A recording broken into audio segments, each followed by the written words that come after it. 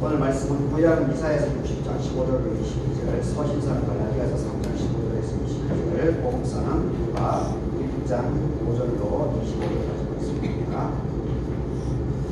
이사야서부터 한 절씩 나누어서 읽어보겠습니다. 전에는 너가 버림을 당하며 미움을 당하였으므로 너에게로 가는 자가 없었지만 이제는 내가 너를 영원한 아름다움과 대대의 기쁨이 되게 하리니 모든 왕의 젖을 말고 나 여호와인데 구원자 내 구속자 야고보의 죽는 자인 줄 알아라. 내가 금을 가지고 노스를 대신하며 은을 가지고 철을 대신하며 노스로 나무를 대신하며 철로 돌을 대신하며 화평을 세워 관원으로 삼으며 공의를 세워 감독으로 삼으니 다시는 강관이 내 땅에 들리지 않을 것이요 황폐와 파멸이 내 국경만에 다시 없을 것이며 내가 내 성경을 구하리라 내 성문을 찬송해라 부를 것이라. 다시는 낮에 해가 너의 빛이 되지 아니하며 달도 너에게 빛을 비추지 않을 것이고 오직 여호와가 너에게 영원한 빛이 되며 너의 하나님이 너의 영광이 되리니 다시는 너의 해가 지지 아니하며 내 달이 물러가지 아니할 것은 여호와가 내 영원한 빛이 되고 내 슬픔의 날이 끝날 것이라. 너의 백성이 다 의롭게 되어서 영원한 땅을 차지하리니 그들은 내가 심은 가지고 내가 손으로 만든 것으로서 나의 영광을 나타낼 것인즉 그 작은 자가 천명을 이루고 약한 자가 강국을 이룰 것이다. 때가 되면 나 여호와가 속히 이루리라. 갈라디아서 3장 15절 22절입니다. 형제들아 내가 사람의 예대로 말하니 사람의 언약이라도 정한 후에는 아무도 폐하거나 더하거나 하지 못합니다. 이 아브라함과 자손에게 말씀하신 것인데 여러 때가 있어 그 자손들이라 하지 아니하시고 오직 하나님을 가리켜 내 자손이라 하셨으니 곧 그리스도라. 내가 이것을 말하노니 하나님께서 미리 정하신 언약을 430년 후에 생긴 율법이 폐기하지 못하고 그 약속을 확되게 하지 못하리라. 만일 그 율법이 율법에서 나는 것이면 약속에서 난 것이 아니리라. 그러나 하나님이 약속을 말미암아 아브라함에게 주신 것이라. 그런즉 율법은 무엇이냐? 범법함으로 더하여진 것이다. 천사들을 통하여 한 중보자의 손으로 베푸신 것인데 약속하신 자손이 오시기까지 있을 것이다.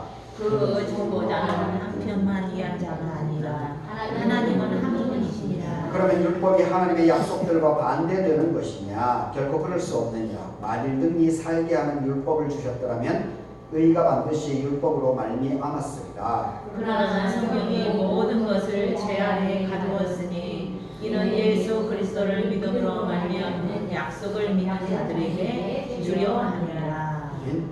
누가복음 1장입니다. 유대왕 헤롯 때에 아비야 반열의 제사장 한 사람이 있었으니 이름은 사가랴고 그의 아내는 아론의 자손이니 이름은 엘리사벳이다. 이 두 사람이 하나님의 유인이니 주의 모든 계명과 규례대로 흠이 없이 행하더라. 엘리사벳이 잉태를 못함으로 그들에게 자식이 없고 두 사람의 나이가 많더라. 마치 사가랴가 그 자녀의 집전에도 하나님 앞에 제사의 전을 행할세. 제사장의 전례를 따라서 제비를 뽑아 주의 성전에 들어가 분향하고 모든 백성은 그 분향한 시간에 밖에서 기도하더니 주의 사자가 그에게 나타나 향단 우편에 선지라. 사가랴가 보고 놀라며 무서워하니 천사가 그에게 이르되 사가랴여 무서워하지 말라. 너의 간구함이 들린지라.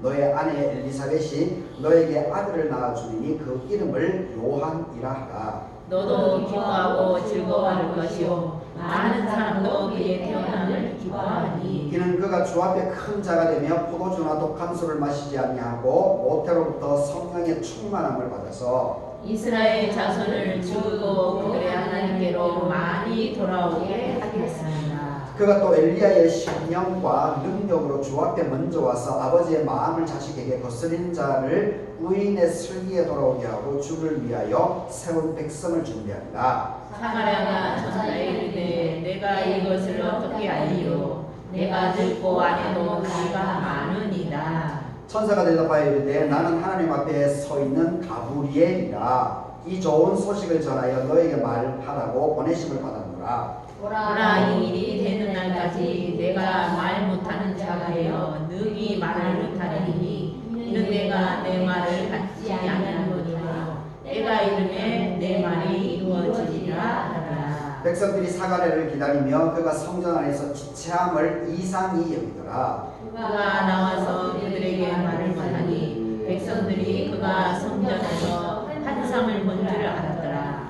그가 몸짓으로 뜻을 보시하며 그냥 말 못하는 대로 믿더니 그 직무의 날이 다 되매 집으로 돌아가니라. 이후에 그 안에 엘리사벳이 잉태하고 5달 동안 숨어 있으며 함께 이르되 읽습니다. 주께서 나를 돌아보시는 날에 사람들 앞에서 내 부러움을 없게 하시려고 이렇게 행하심이라. 네? 오늘 이 본문으로 때가 되면은 나 여호와가 속히 이루게 될 것이다. 때가 되면 나 여호와가 속히 이루리라. 이 제목으로 하나님의 말씀을 생각해 보겠습니다. 오늘 내림절 첫 번째 주일이고 그리고 절기로는 소설 11일째를 맞이하고 있습니다. 오늘 예배 참석하는 여러분들에게 하나님의 은혜 받기를 바라겠습니다. 큰 바위 얼굴이라고 하는 소설이 있습니다. 제가 이제 종종 언급을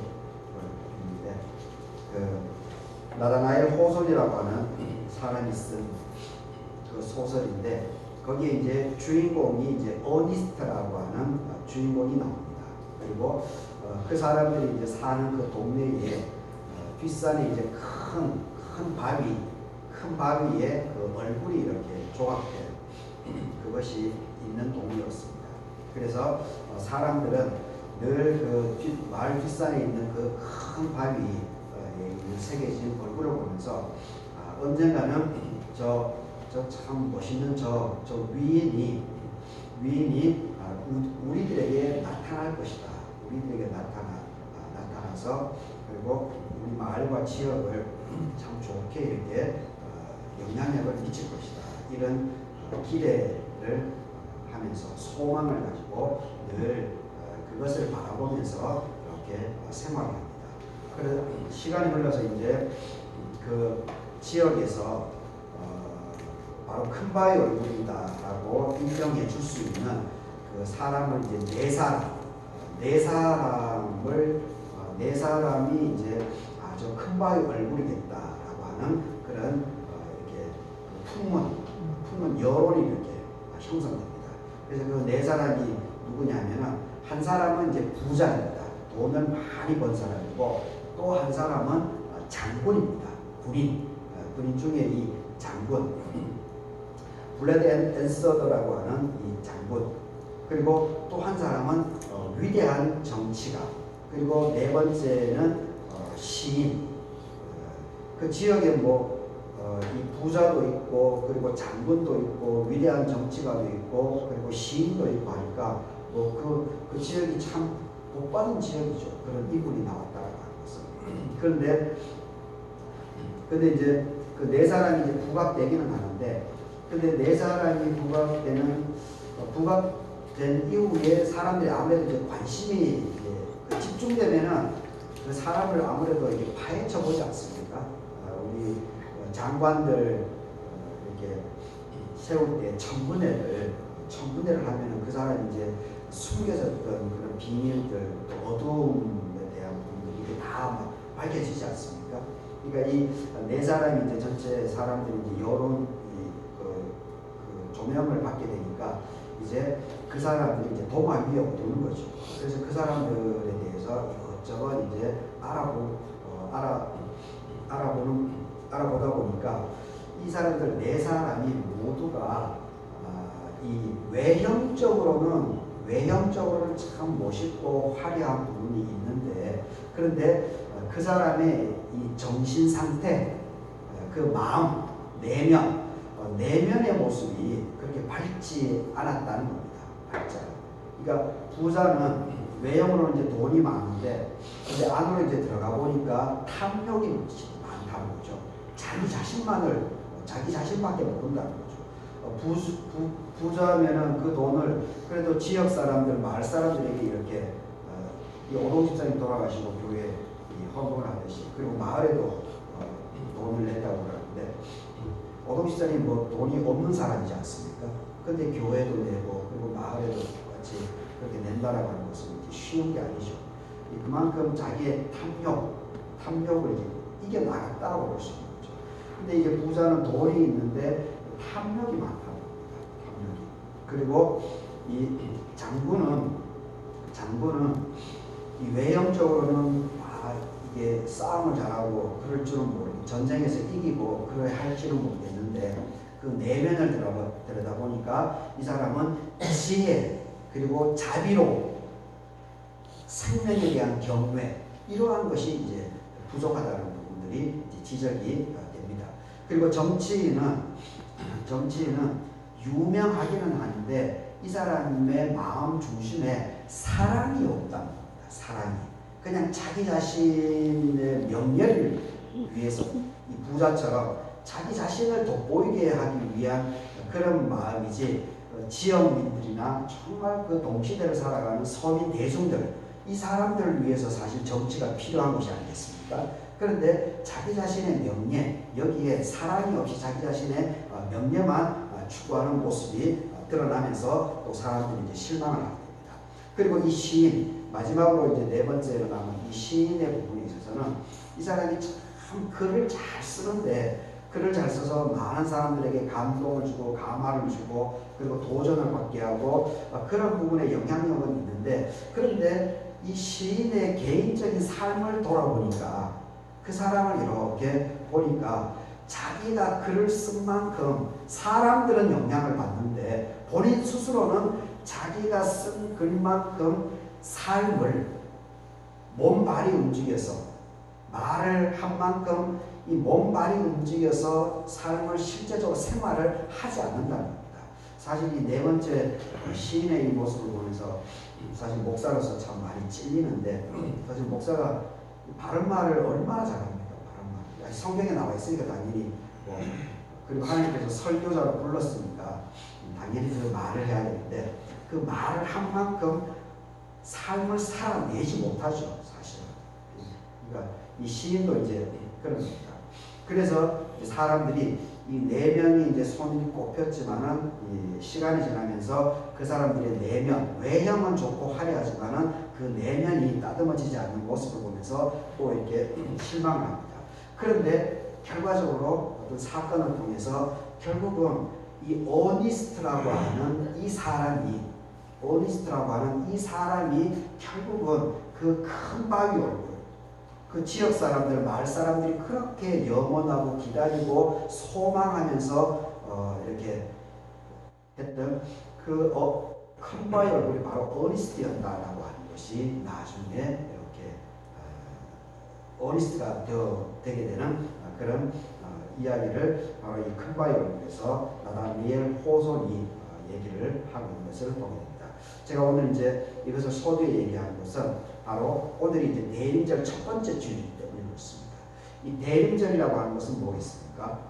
오늘부터 이제 4주 동안 성탄절, 예수 그리스도가 태어나기 이전까지의 4주를 대림절 절기로 지내고 있습니다.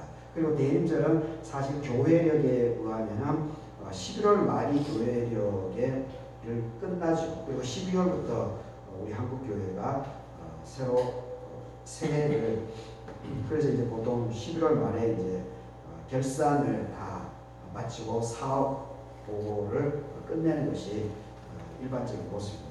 우리 교회는 이제 계속 12월까지 하고 있는데, 이 대림절이라고 하는 것은 기다린다는 거죠.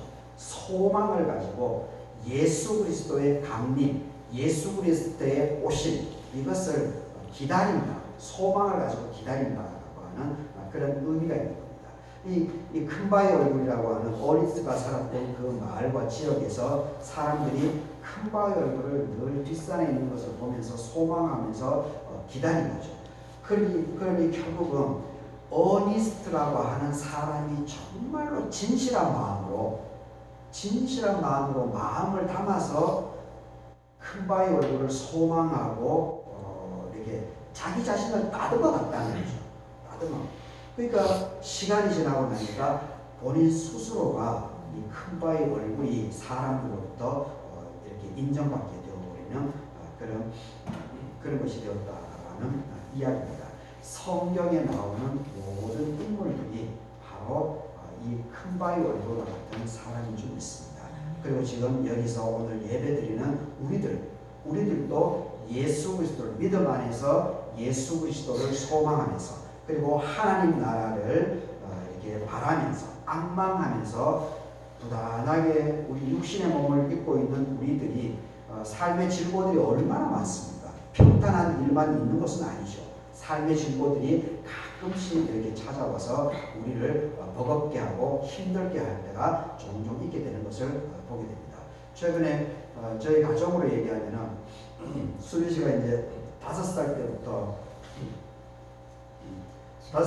갑자기 이제 이 오른손에 손목 종양이 생겨서 참 수술을 3번이나 하고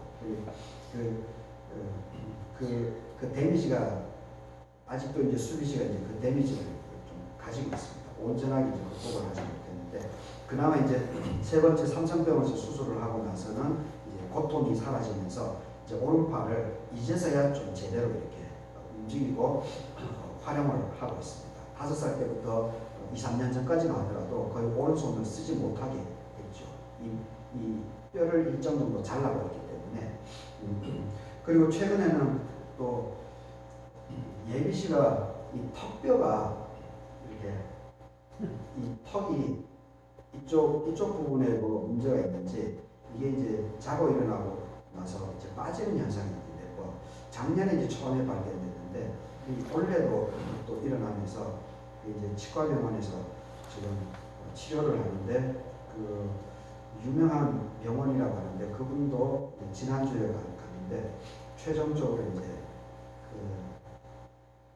그 틀을 치아 교정하는 틀을 93만 원 주고 있는데 이분이 자기 기술로는 안 된다고 하더라고요. 최종적으로 그 치과에 이제 MRI가 있는 곳이 대학병원밖에 없다고 해요. 그래서 이제 조선대나 전남대 치과병원을 이렇게 소개해주는 그런 일이 있었습니다. 하여튼 우리 삶 속에 좋은 일만 있는 것이 아니고 이렇게 삶의 질고들이 찾아오는 것은 어쩔 수 없습니다. 그런데 우리가 하나님을 소망하면서 믿음 안에서 이러한 삶의 질고들을 소망 가운데 우리의 주어진 현실 속에서 이것을 감사하게 잘 이렇게 믿음으로 이겨나가게 되면 거기서 바로 하나님의 역사가 일어나게 되어 있다고 하는 것을 내림절절 기에 우리가 예수 그리스도를 강림을 바라는 그런 이 시간에 더욱더 생각을 할 수 있으면 좋겠습니다. 그래서 오늘 이 이사야서하고 갈라디아서하고 누가복음 세 본문은 바로 이런 하나님에 대한 소망, 하나님에 대한 기다림 이러한 내용들을 갖고 있는 그런 본문들입니다. 이사야서 60장에 있어서는 바벨론 포로 생활을 마치고 하나님께서 고레스 이 무너지지 않을 것 같았던 그 강대했던 강성했던 바벨론이 70년이 되니까 그냥 순간적으로 그냥 그 바벨론이 사라져버려요. 그리고 거기에 이제 페르시아가 등장을 해서 이 하나님께서 고레스라고 하는 그 왕이 등극을 해서 어느 누구도 생각을 하지 못했던 70년의 포로 생활 여기에 해방을 이 이방 나라의 이방 왕에 의해서 하나님의 역사, 하나님의 백성들을 다시 이렇게 돌려보내는 그런 사건. 그리고 그 부분에 대해서 하나님께서 이제 내가 너희들과 함께 할 것이다. 너희들에게 큰 영광이 될 것이다. 이러한 약속의 메시지를 주고 있는 그런 내용입니다.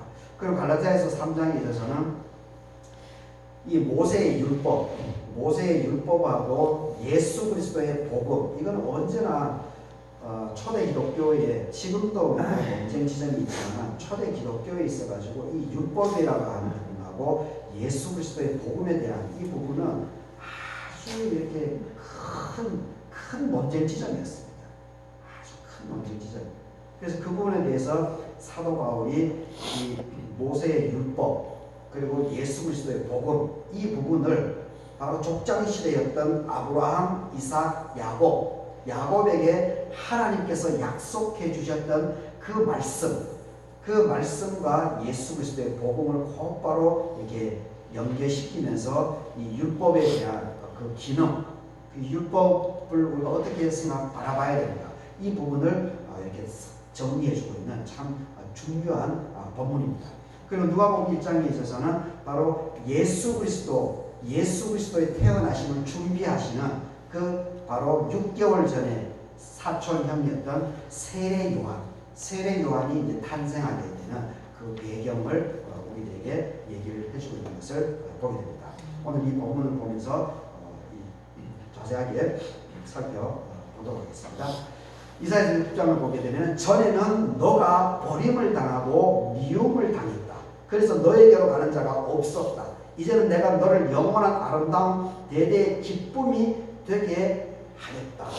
참 이사야 선지자는 참 대단합니다. 이사야 선지자의 이 포부 백포, 그리고 이사야 선지자의 이 학식, 배움, 그리고 그 배움이 그냥 가방끈이 그냥 긴 것이 아니고 세파에 따라서 그냥 배운 지식을 자기 돈벌이로 권력을 위해서 지금 보여주는 많은 우리 한국 사회에서 지금 얼마나 축태를 보여주고 있습니까? 배운 지식인들. 그런 값싼 지식인들이 아닙니다. 값싼 그런 지식 기사가 아닙니다. 정말 이사야, 사도 바울 이런 사람들은 정말 제대로 배운 사람. 가방끈이 정말 제대로 긴 사람. 참 이렇게 배운 사람들이 이렇게 쓰임 받아야죠. 자기 개인을 위해서 하는 것이 아니고, 전에는 이스라엘 너가 버림을 받았다. 이게 무슨 얘기입니까? 70년 동안의 바벨론 포로기 생활을 얘기하는 것이 아니겠습니까? 이 바벨론 포로 생활이 왜 바벨론 포로 생활이 바벨론 포로 생활은 결국은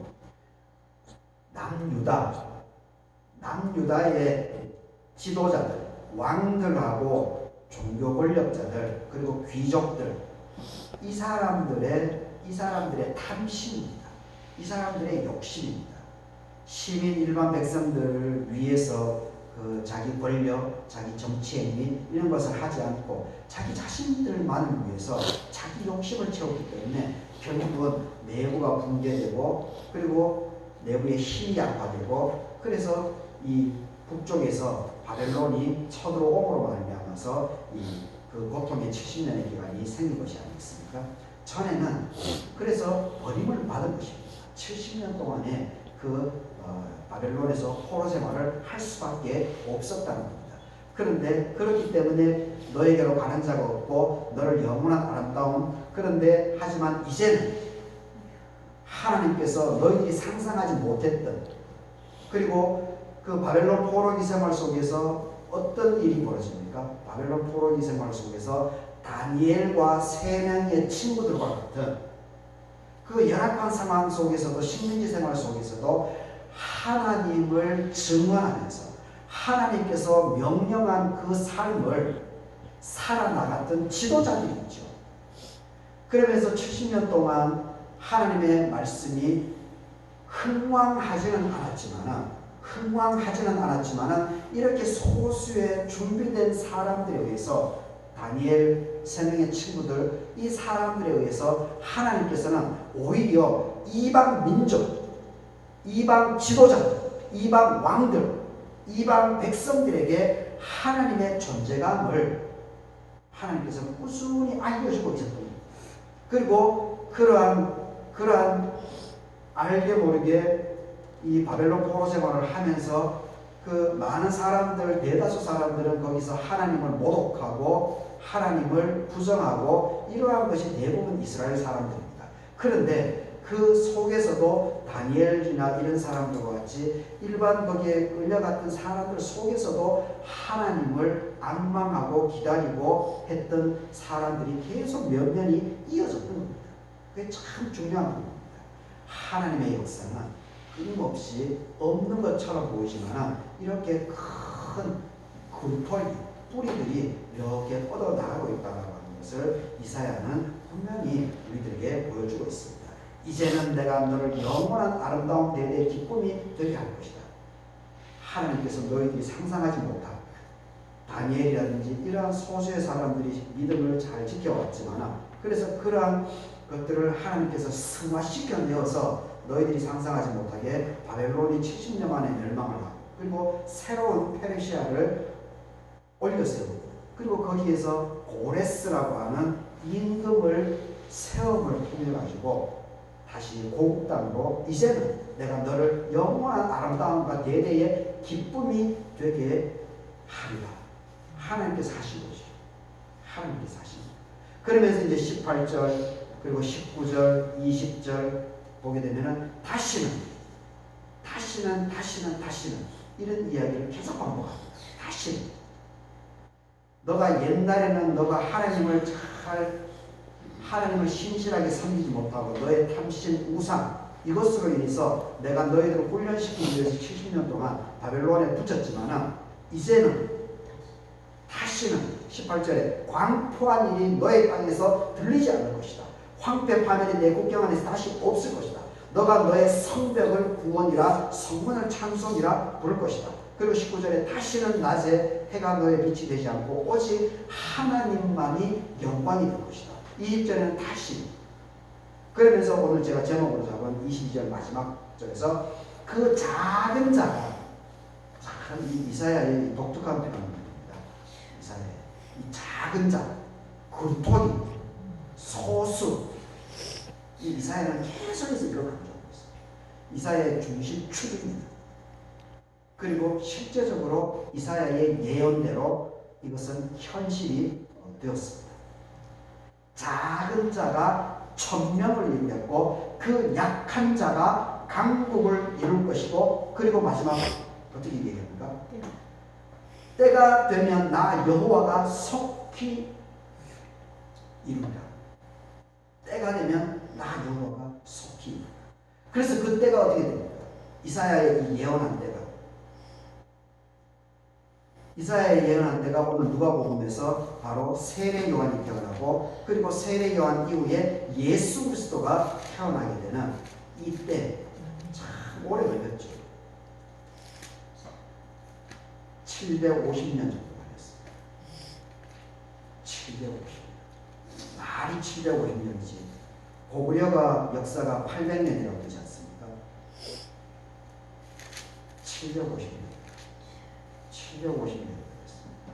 그래서 이 누가복음에 보게 되면 그러니까 중요한 것은 때가 되면은 하나님께서 모든 것이 하나님의 섭리 안에 하나님의 정의 안에 다 이렇게 녹아들 수밖에 없다라고 하는 것이 바로 성경에서 강조하고 있는 겁니다.